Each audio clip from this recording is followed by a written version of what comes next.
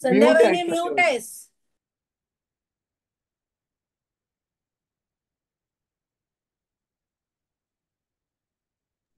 चालू कर. तुझं ऐकायला जातात ती माझ्या मोठ्या ओरडू नको. हो, करतो तू चालू कर.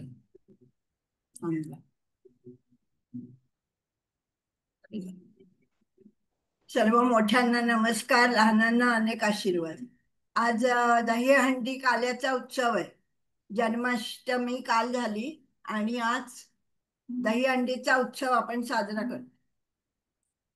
ओम श्री कृष्णाय नमः. त्रिकालदर्शी श्रीकृष्ण, अलौकिक असं व्यक्तिमत्व. हा मी लायब्ररीच्या पुस्तकातून गोळा करून असा माहिती ती वाचणार आहे, गोळा केली. इतिहासातील घटनांवरून व भविष्य काळाचा वेध घेऊन वर्तमानात वागणाऱ्या व्यक्तीला त्रिकालदर्शी असे म्हणतात. ऐकू येत आहे? असे म्हणतात. अशी व्यक्ती, तिचे आचरण जर निष्काम कर्मयोगाप्रमाणे असेल तर त्या व्यक्तीला महामानव असेच म्हणावे लागेल. श्रीकृष्णाचा म्हणजेच या महामानवाचा जन्म श्रावण वद्य अष्टमीला रात्री 12 वाजता झाला. त्याने लहानांपासून थोरांपर्यंत, गरीब श्रीमंत अडाणी बुद्धिमान सर्वांच्या मनात प्रेमाचं स्थान मिळवलं आहे.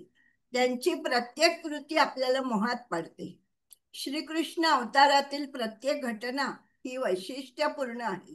त्यांचा जन्म मथुरेला कैदेत झाला, पण पिता वासुदेवाने नवजात बालकाला रातोरात गोकुळात नंदाकडे पोचते केले. तेव्हा यमुना नदी दुथडी भरून वाहत होती. बाळाचे पाय पाण्याला लागताच नदीचं पाणी क्षणात ओसरलं. दिव्य रूपच ते कृष्ण म्हणजे. श्रीकृष्ण अवतारातील हे झालं. श्रीकृष्ण नंद यशोदेच्याच नव्हे तर साऱ्या गोकुळवासियांच्या प्रेमाच्या वर्षावात लहानाचा मोठा झाला. त्या काळातही त्याने अचाट कृत्य केली. त्याचे देखणे गोजिरे रूप साऱ्या लोकांना आनंदित करे. तो सर्व गोपांमध्ये मिसळे, गायी राखी, त्यांना रानात चरायला नेई, गोपींची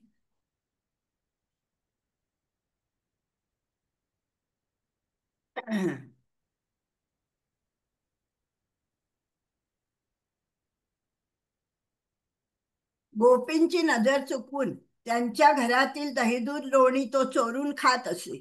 दूध, दही, तूप व भाकरीचा काला हा या आरोग्यवर्धक पदार्थाचे सेवन करून त्याने लोकांना साधी राहणी व आरोग्य रक्षणाचे महत्त्व सहज दाखवून दिले.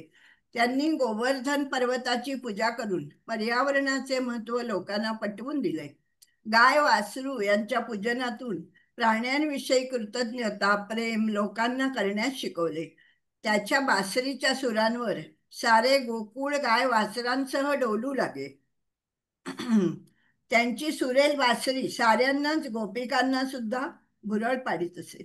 गोपींच्या संगे केलेल्या नृत्यातून सामूहिक नृत्यास त्यांनी प्रतिष्ठा मिळवून दिली.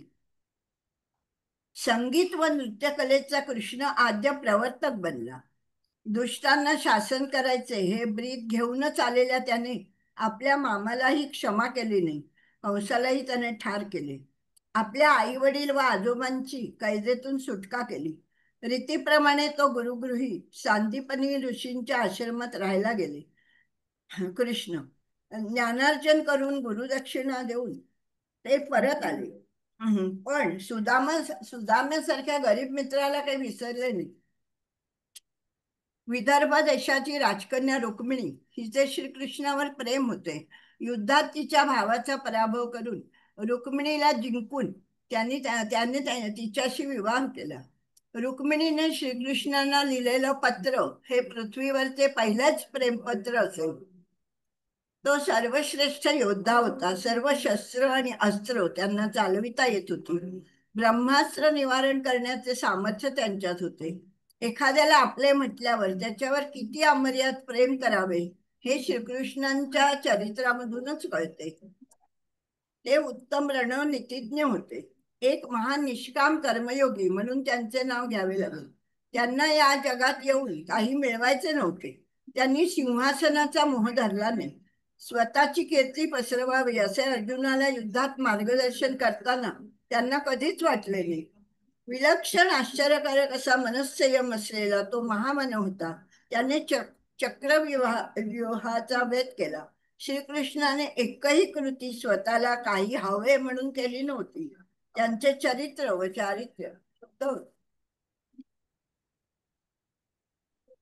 ते कधीही असत्य बोलत नव्हते.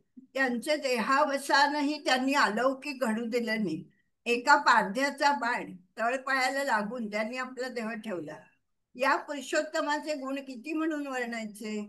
श्रीकृष्ण एक आदर्श पुत्र, मित्र, सखा, शिष्य, प्रियकर, पती, बंधू, एक सर्वश्रेष्ठ योद्धा, समाज सुधारक, रणनीतिज्ञ, समयानुसारी जगद्गुरु, तत्ववेत्ता, संगीत व नृत्यकलेत तज्ज्ञ असा होता. भारतीयांच्या मनात श्रीकृष्ण हे आजही कायमचा निवास करून राहिले आहेत. आपल्या मनात त्यांना अढळपद जरूर मिळाले आहे, हे नक्कीच. धन्यवाद. संपूर्ण. आपण या महामानवाला नमस्कार करूया. वा वा वा. वा फार मस्त. सुरेख. छानच आपल्या लिहिलंय. मी गोळा सगळ्यात केलेलीच माहिती जीवनपट आणि किती थोडक्यात वर्षापूर्वी एकदा गणपतीत सुरेख वाचली सांगितलं. होती. कधीची जगात सुंदर माहिती सुंदर. ठेवलेली आहे ती, शोधली भरपूर म्हणा गोळा वही. केली.